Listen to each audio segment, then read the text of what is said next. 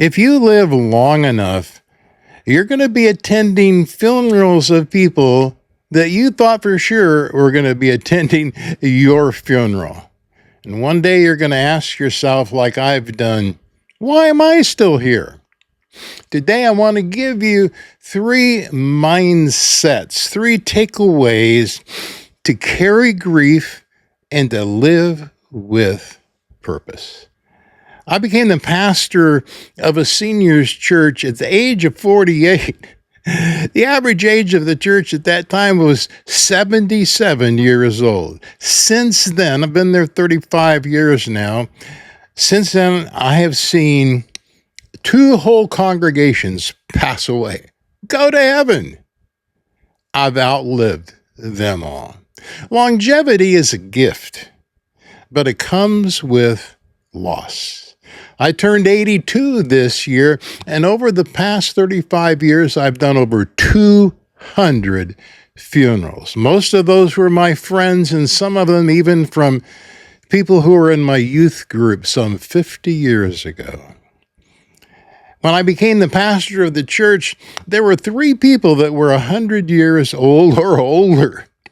One of them is a remarkable woman that I've mentioned in a couple of my videos before, and that's Selma. She's partly responsible for the theme of my channel. If you ain't dead, you ain't done. That's right, this is old Mike. If you ain't dead, you ain't done. You see, Selma lived another 11 years. That's right, she lived to be 111. She passed her driver's test, I think, at 105, but 2 months later, she gave up driving and told me and anybody that would listen, I gave up driving because I can't stand all the other crazy drivers on the road. Selma's my rock star for takeaway and mindset number 1. Here it is. Keep going. I'm not done. So my theme is, if you ain't dead, you ain't done. But it's more than a slogan. It's more than a saying. It's a mindset. Selma told me many times the challenge of outliving almost all of the people she ever knew in her early days of life, all of her family. It was a real challenge for her.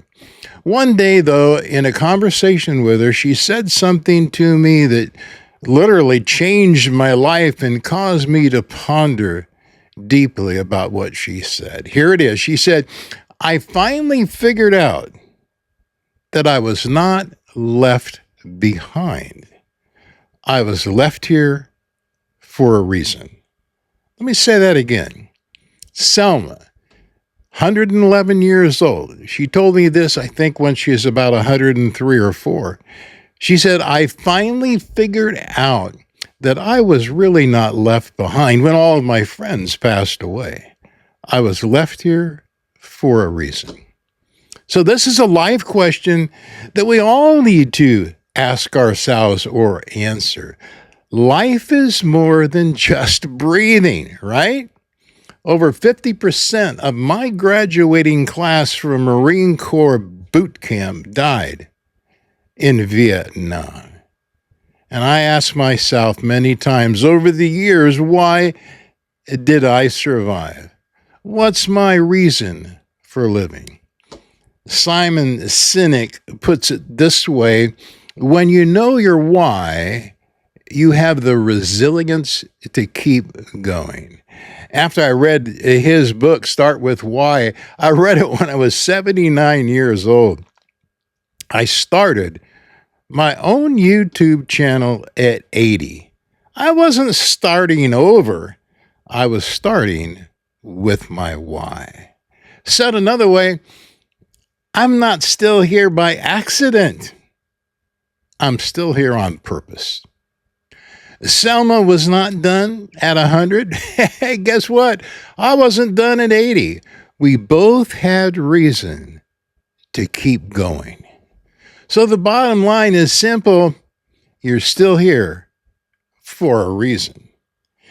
However, if you're struggling to figure out what that reason is, then the second takeaway, the second mindset is for you. Here it is. Number 2, keep growing. The mindset is, I can do this. So number 1 was, I'm not done. Number 2, I can do this.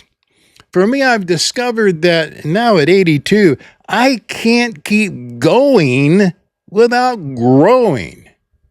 I can't keep going without growing. George Bernard Shaw, I've used this quote several times. He said, we do not stop playing because we grow old. We grow old because we stop playing. Now, let me put my spin on this to fit with my mindset for this takeaway. Here it is. We don't stop learning because we grow old. We grow old because we stop learning. I love this book by Carol Dweck, Mindset. Encourage you to get this book. It's really important. Has some great information for anybody at any age. She says that people have 2 types of mindsets, fixed and growth. A fixed mindset says, I'm not good at this. A growth mindset says, I'm going to figure this out. I hear from people every day on my YouTube channel, on my videos that say, hey, I'm not techie, I'm not this, I'm not good on camera. And they're working from a fixed mindset rather than a growth mindset. A friend of mine in his 70s, he had never drawn a thing up until then. He took a beginner art class kind of on a whim. Now his work sells in local galleries. He had a growth mindset. I remember talking to him and he said, I can do this. I'm going to work through it. Yes, I can do it. As we age and lose friends and family and face our own mortality, we can choose to pass the time or cultivate new skills, joy, and purpose. I don't know about you. That's what I want to do. I want a growth mentality. A growth mindset doesn't guarantee extra years. Boy, I wish it did. But it does change how we use the years that we have. And we do know this, I know this, how we think about aging can shape our stress, habits, and our health. So keep going and keep growing. If you'll do that, you need mindset. Takeaway number 3. Here it is. Keep connecting. Mindset number 1, I'm not done. Mindset number 2, I can do this. Mindset number 3, I need others. Keep connecting. I need others.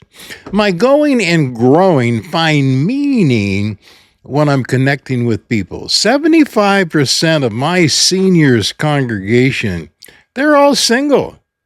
Most of them are living alone. But guess what? They're not lonely. They're connected. Why are they connected? They're practicing dependence.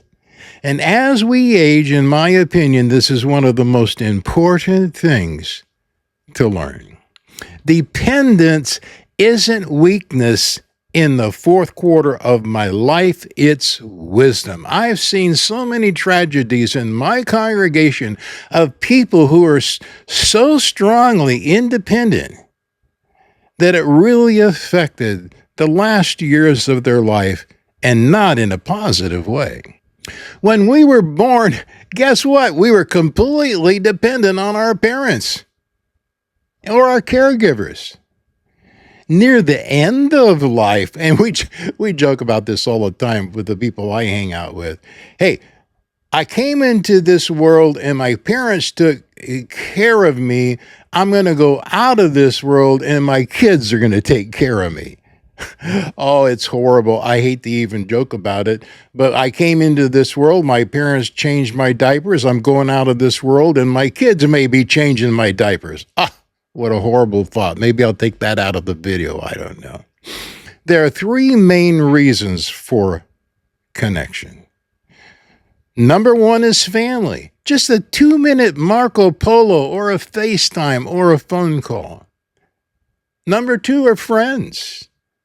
One coffee a week. Get together at a meeting with a group of people. Go to lunch with some friends. And then strangers.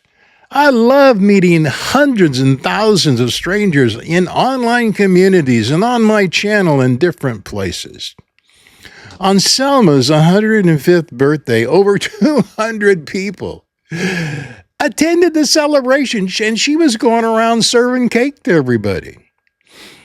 She got up and said this, got up to the microphone, and this is what she said. There are more people here in this room that were in the town that I grew up in.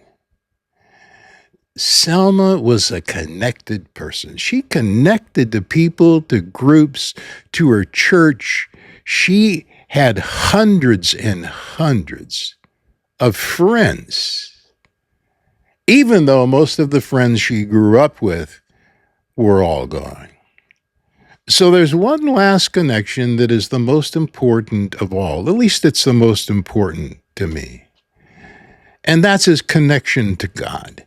As a Christian, for me, that's the God of the Bible. I have peace about my death and dying. And I want to share with you one of my favorite passages in the New Testament. And it's from the book of Romans, chapter 5, verse 1. Therefore, since we have been justified by faith, we have peace with God through our Lord Jesus Christ. I have peace with God. I have peace about my own death. I struggle, though, at times because so many of my friends and family and loved ones have passed on. I've graduated 2 entire churches to heaven. Oh, my word. I'll probably graduate with this one myself. If your circle is shrinking, you're not broken. You're a part of the human race. It's just something that happens. So this week, try this. Go. Do one thing that gets you moving again. Grow. Learn one small thing you've been avoiding. Connect. Reach out to at least one person today. That's it. Go, grow, connect. Those are my 3 takeaways and 3 powerful mindsets. But remember, if you're a person of faith, bring that loneliness, that separation, the challenges in life to God honestly.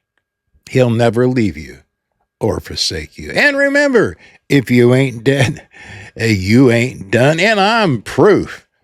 I'm not dead and I'm not done, and neither are you. So go, grow, connect. This is Old Mike.